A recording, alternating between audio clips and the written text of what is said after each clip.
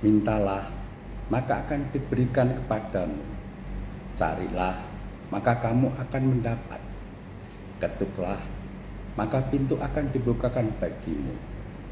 Saudara-saudari terkasih dalam Kristus, dalam renungan Mutiara Sabda Allah, Kamis 10 Oktober 2024, diambil dari Injil Lukas bab 11 ayat 5-13. Di dalam kehidupan kita sering dihadapkan dengan banyak kebutuhan dan pergumulan hidup. Kita sering mencari pertolongan, baik dari saudara kita, sahabat dekat kita, bahkan juga orang tua kita.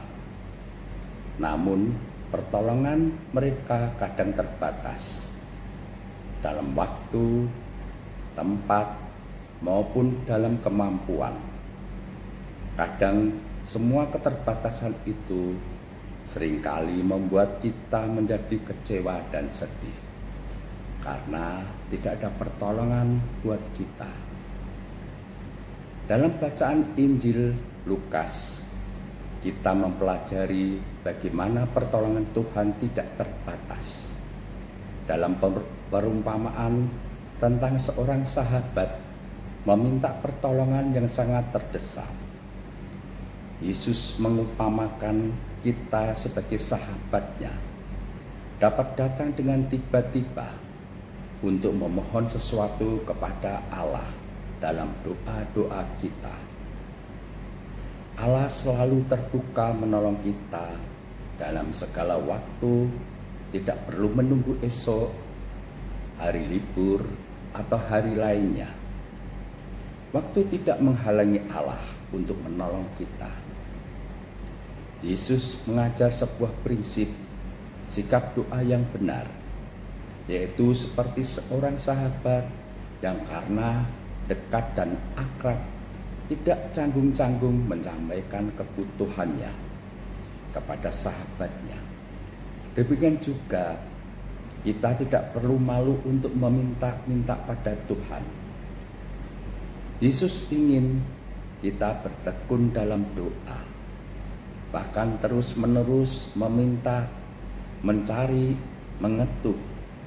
Kita sadar akan kebutuhan kita dan percaya bahwa Allah mendengar doa kita, maka kita terus meminta, mencari, menunjukkan permohonan yang sungguh-sungguh dan sesuai dengan kehendak Allah. Mengetuk menunjukkan adanya ketekunan dalam menghampiri Allah.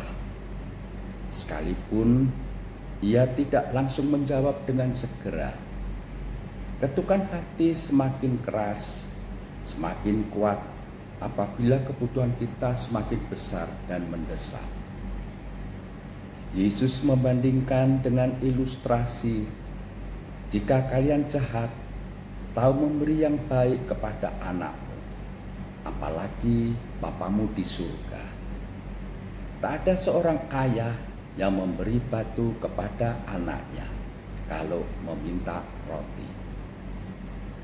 Oleh karena itu, Allah kita adalah Allah yang murah hati. Dia selalu menyediakan yang terbaik untuk kita. Dia akan memberikan Roh Kudus kepada yang meminta kepadanya. Roh yang memberi rahmat dan berkat buat kehidupan, memberi damai sejahtera dan kasih sayang, sukacita, murah hati. Tuhan adalah yang maha pemelihara pada kita anak-anaknya. Jangan kita pernah hilang harapan. Ia maha setia. Saudara-saudari terkasih dalam Kristus, itulah renungan Mutiara Sabda Allah hari ini. Dan sebelum mengakhiri, marilah kita berdoa agar Tuhan berkenan memberi karunia iman kita. Atas nama Bapa, Putra, dan Roh Kudus. Amin. Allah yang Maha Pengasih, berikanlah karunia iman agar kami percaya dan yakin Engkau pasti mendengar doa-doa kami dan akan memberi yang terbaik sesuai kehendak-Mu. Amin. Atas nama Bapa, Putra, dan Roh Kudus. Amin.